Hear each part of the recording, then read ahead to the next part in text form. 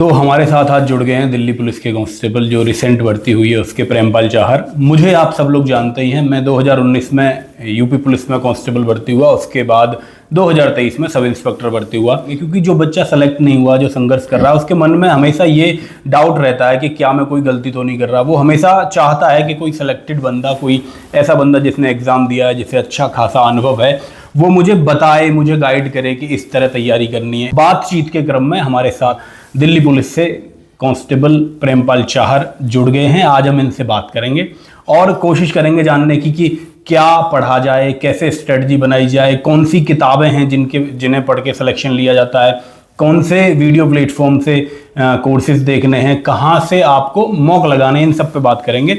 हालांकि मैं प्रेमपाल चाहर को बहुत अच्छी तरह जानता हूँ, सारी चीज़ें जानता हूँ इनके बारे में, लेकिन मैं इस तरह बात करूँगा कि आपके सवाल मैं इनसे रख सकूँ।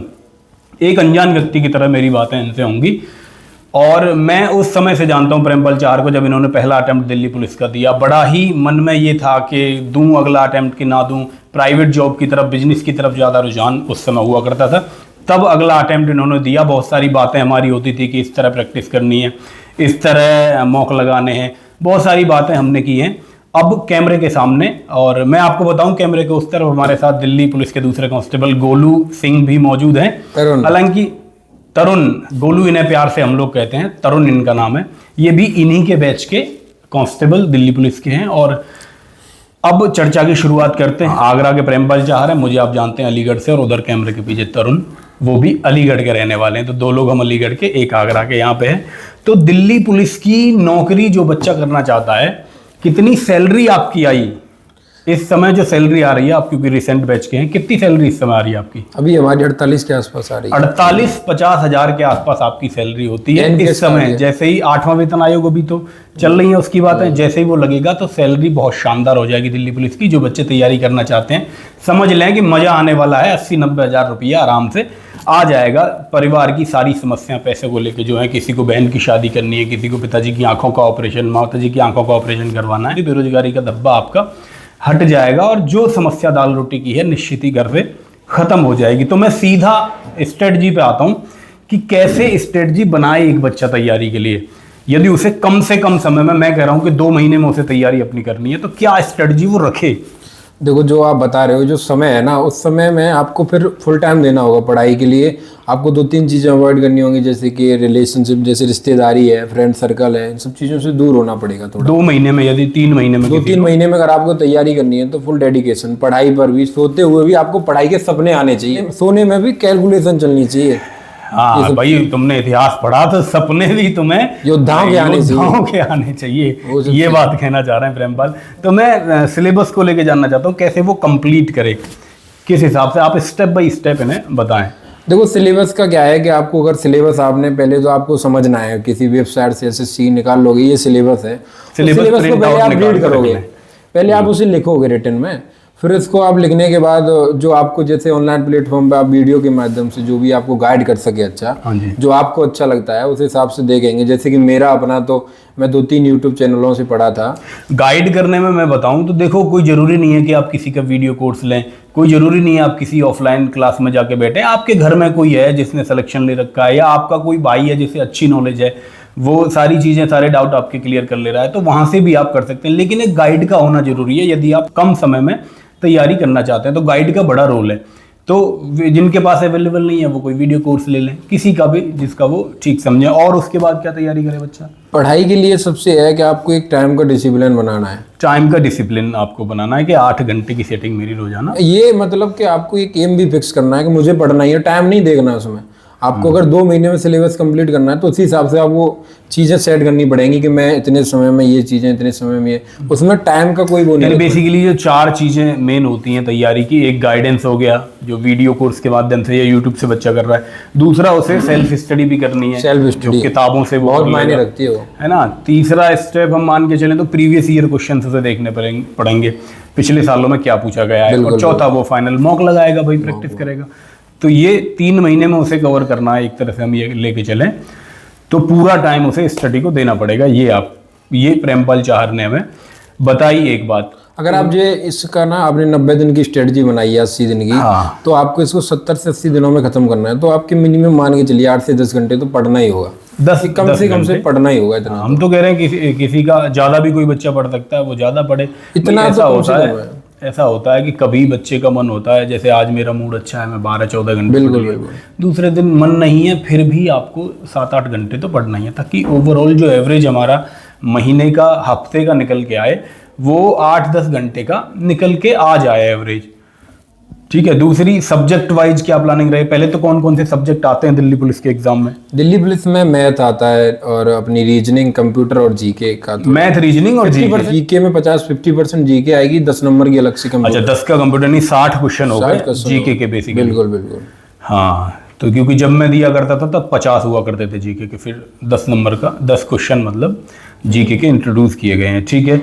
तो सब्जेक्ट वाइज क्या प्लानिंग रहे बच्चे की तीनों सब्जेक्ट को करने के लिए? सब्जेक्ट के लिए सबसे पहले तो आपको कोई भी यूट्यूब पे वीडियो के माध्यम से पहले वो करना है, यूट्यूब पे या कोई आपका कोर्स आपने ले रखा, उसके माध्यम से आपको अच्छा लगे। ये 20% काम करते हैं, देखो 80% आपको खुद पढ़ना पड़ेगा। 80% खुद की प्रैक्टिस आपकी काम करेगी। तो यही बात बताइए, वीडियो जो गाइडेंस लेना चाहें गाइडेंस से, उसके बाद किताब से आप पढ़ें, यानी सेल्फ स्टडी करें, फिर प्रैक्टिस लास्ट का तीसरा जो ऑप्शन है वो प्रैक्टिस है। और सारे सब्जेक्ट के लिए यही स्ट्रेटजी हमारी रहनी चाहिए। जैसे कि मैथ था तो मैथ तो मैं आपकी शॉर्ट भी देखता था, शॉर्ट ट्रिक्स जो डाल रखी है मैथ्स वगैरह। हाँ, जो जल्दी कवर करना है मैथ्स के लिए और जीके के लिए मैंने चला रखा है। तब तो जब आपने देखा होगा तब उतना कंटेंट नहीं था, तब केवल गणित का कंटेंट था, केवल बेसिक गणित मैंने पढ़ा रखा था। अब मैंने क्या करा, अब मैंने प्रीवियस ईयर में लेता हूँ चैप्टर वाइज, जिसमें मैं केवल अप्रोच बताता हूँ बच्चे को, कैसे क्वेश्चन को 5 सेकंड में 10 सेकंड में खत्म करना है। ऑब्जेक्टिव के लिए सबसे बेस्ट स्ट्रेटजी रही, वो आना भी चाहिए बच्चे को। भाई यदि आपको 90 मिनट में 100 क्वेश्चन निपटाने हैं, या यूपीएसआई में 160 क्वेश्चन 120 मिनट में निपटाने हैं, तो आपकी अप्रोच ऐसी होनी चाहिए कि आप मैथ और रीजनिंग को जल्दी से खत्म कर पाएं। और रीडिंग आपकी इतनी शानदार होनी चाहिए, सेल्फ स्टडी से जो आपकी आएगी, जब आप किताब पढ़ोगे तो रीडिंग इतनी शानदार होनी चाहिए, क्वेश्चन दोबारा पढ़ने की जरूरत ना पड़े।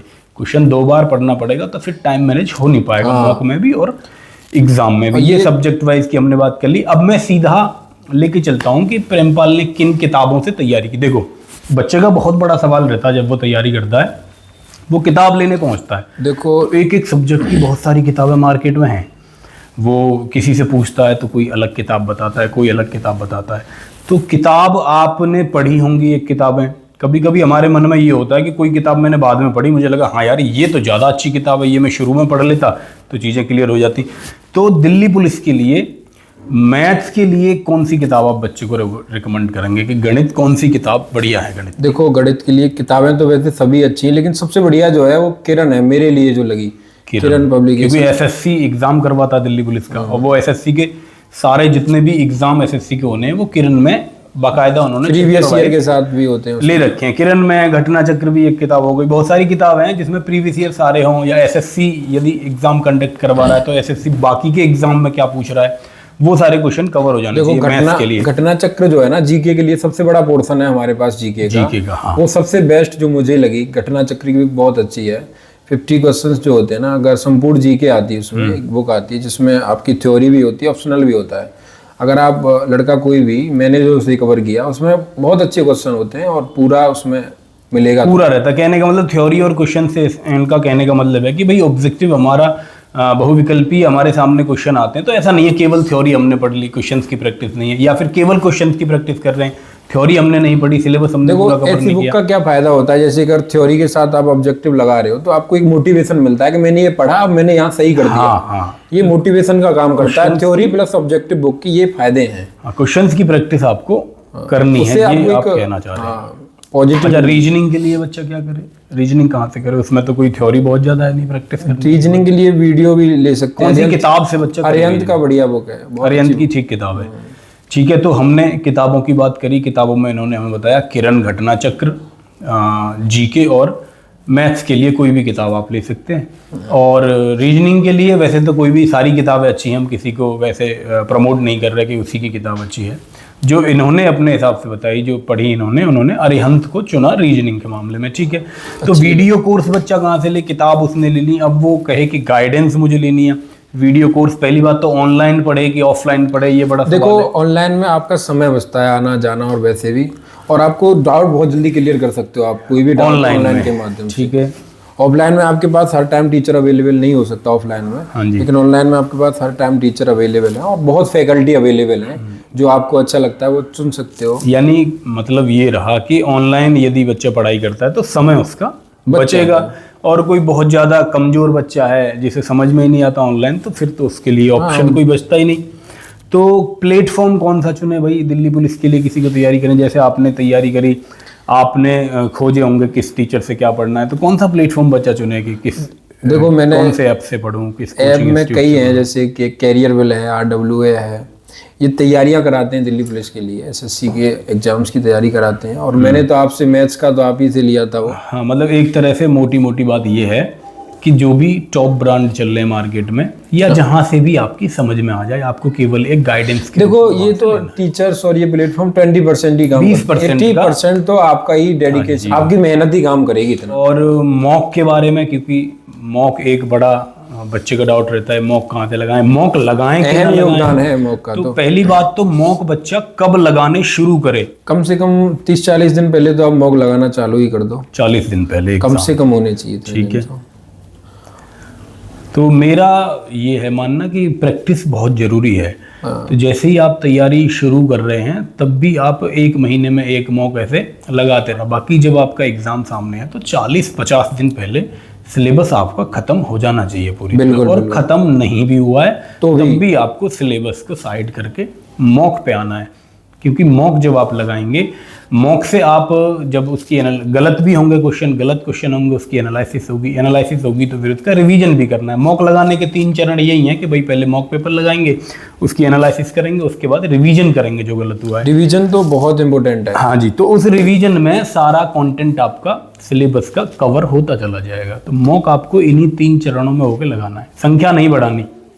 1 मॉक लगाएं तरीके से, 8-10 घंटे उसमें दें, फिर आप अगले मॉक की तरफ बढ़ें। जैसे जैसे मॉक की संख्या बढ़ेगी सिलेबस ख़त्म होगा और आगे रिवीजन में टाइम नहीं लगेगा, मॉक आपका 3-4 घंटे में ख़त्म होने लगेगा। मैं सारांश यदि इस वीडियो का निकालूँ, हम प्रेमपाल भैया के पास साथ बैठे जो दिल्ली पुलिस में सेलेक्टेड हैं, हमने सबसे पहले बात करी थी कि स्ट्रेटजी क्या रहे, तो इन्होंने 4 चरण हमें समझाए कि पहले एक गाइडेंस आप ले लें। गाइडेंस या आपके घर में कोई हो या ऑनलाइन या ऑफलाइन जैसे भी आप पढ़ें, एक गाइडेंस आपको लेनी पड़ेगी जिससे कि आपका समय बचेगा। दूसरा, आपको सेल्फ स्टडी करनी पड़ेगी, यानी किताब से आपको स्वयं पढ़ना पड़ेगा। तीसरा, प्रीवियस ईयर क्वेश्चन आपको लगाने हैं। और चौथा और आखिरी जो पड़ाव है वो है मॉक पेपर की प्रैक्टिस। मॉक ही नहीं लगाना, उसका एनालिसिस भी बहुत जरूरी है। एनालिसिस और रिवीजन उसकी बात हम कर चुके। सब्जेक्ट वाइज में भी पहले वीडियो किताब पे आएंगे, फिर प्रैक्टिस करेंगे। 3 चरण है, वीडियो यानी कि गाइडेंस जहाँ से आप पढ़ रहे हैं उनसे पढ़ें, किताब से पढ़ें मतलब, फिर उसकी प्रैक्टिस करें। तीसरी हमने किताबों की बात करी, किताब भैया बता चुके, किरण, घटना चक्र और अरिहंत की 3 किताबें बताई इन्होंने। और चौथी हमने बात करी प्लेटफॉर्म की, किस प्लेटफॉर्म से। अब जो कहना चाह रहे थे आप पूरा करें। कंप्यूटर के लिए जो है ना वो MS वर्ड और एक्सेल का इसमें ज़्यादा इंपॉर्टेंट ज़्यादा आता है, तो वो कंप्यूटर कहाँ से पूरा होगा बच्चे का? वो कई टीचर हैं, जैसे मैंने तो शिवम से पढ़ा था टीचर, यूट्यूब पे। जी। तो यूट्यूब पे बच्चा चाहे तो उनसे पढ़ सकता है, जो भी टीचर उन्हें ठीक लगते हैं। यूट्यूब पे तो तमाम टीचर हैं और फ्री में सब कुछ अवेलेबल है। बिल्कुल वहाँ जाके पढ़ सकते हैं। वर्ड और एक्सेल पे ज़्यादा काम करना चाहिए। ठीक है। इसके अलावा हमने प्लेटफॉर्म की बात करी, बच्चा ऑनलाइन पढ़ता है कि ऑफलाइन, ये आपकी चॉइस है। हम तो ऑनलाइन प्रेफर मैं करता हूँ, और जो बच्चा थोड़ा ठीक है पढ़ने में उसे ऑनलाइन ही जाना चाहिए। समय बचता है आपका आने जाने का, गप्पे लड़ाने का, सारा समय आपका बच के तैयारी। ऑनलाइन में आपको बेहतर से बेहतर फैकल्टी के ऑप्शन भी मिलते हैं, बेहतर ऑल इंडिया लेवल के जो टीचर हैं वो मिल जाते हैं। मॉक कहाँ से बच्चा दे, इसकी हमने बात करी। तो कौन सा प्लेटफॉर्म आप यूज़ किया करते थे? मैं टेक्स्ट बुक किया करता था। टेक्स्ट बुक, जो कि मॉक के लिए बहुत अच्छी कंपनी मानी जाती है। टेक्स्ट बुक, RWA, एग्जामपुर सभी मॉक करवाते हैं, ओलाइव बोर्ड वगैरह भी करवाते हैं। तो कहीं भी मॉक, मेरा मानना है कि किसी एक के भरोसे ना रह के 2-3 जगह आप लगाएं, वैरायटी जिससे पता। हम भी 2-3 जगह ही लगाते थे, चेक करते रहते थे। तो अंत में कुछ बच्चों के लिए कुछ मोटिवेशनल कुछ कहना चाहेंगे? देखो मोटिवेशनल क्या है, संघर्ष तो करना पड़ेगा, ये तो नियम है प्रकृति का। हाँ जी। वो कहावत है कि लोहा जितना तपता है उतनी ही ताकत बढ़ता है, सोने को जितनी आग मिले वो उतना खूब निकलता है, और सूरज जितना बनना है तो सूरज जितना जलना होगा, नदियों से आदर पाना है तो पर्वत छोड़ निकलना होगा। मानव कुछ भी कर सकता है, जो ठान लेना। हम ढेल ठोकता है जब नर पर्वत के जाते पाँव। हमने भी रस्म रथी पढ़ी है 4 साल।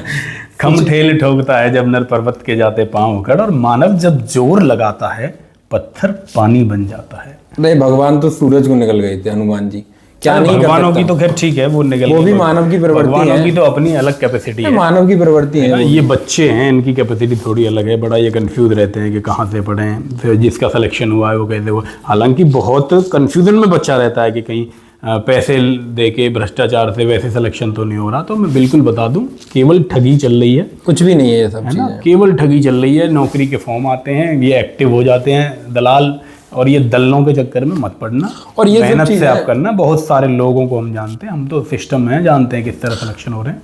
अगर आप मेहनत पे भरोसा अगर आप इस चीज में जाते हो ना, ये जो सोच रहे हैं दलों वाली बात जो आप कर रहे हो, तो आप तैयारी जो आपकी चल रही है उसमें आप तैयारी कर नहीं पाएंगे और फिर भटक जाओगे, आप मार्ग से विचलित हो जाएंगे। मेरे जेल जा रहे हैं आजकल, बहुत लोग जेल जा रहे हैं, इससे बच के रहना। तो ये तो बिल्कुल ही विपरीत है, मेहनत पे ध्यान देना है। ठीक है, तो ये इतनी सारी बातें हमें करनी थी प्रेमपाल जी से, हमने कर ली। और कोई आपका सवाल हो तो कमेंट में लिख देंगे ना, दोबारा बुला लेंगे। अपने ही घर के परिवार के सदस्य हैं एक तरह से, दोबारा ना बुला ले जाएगा। कोई कन्फ्यूजन है तो आपको जो पूछना हो तो आप कमेंट कर देंगे, कमेंट पे भी हम इनसे रिप्लाई करवा लेंगे, आप चिंता ना करें। ऐसे ही मोटिवेशनल सेशन लेकर हम आते रहेंगे आपके लिए। और प्रेमपाल भाई का बहुत बहुत धन्यवाद, ये आए, इन्होंने समय निकाला और हमसे और आपसे बातचीत करी। ठीक है, जय हिंद।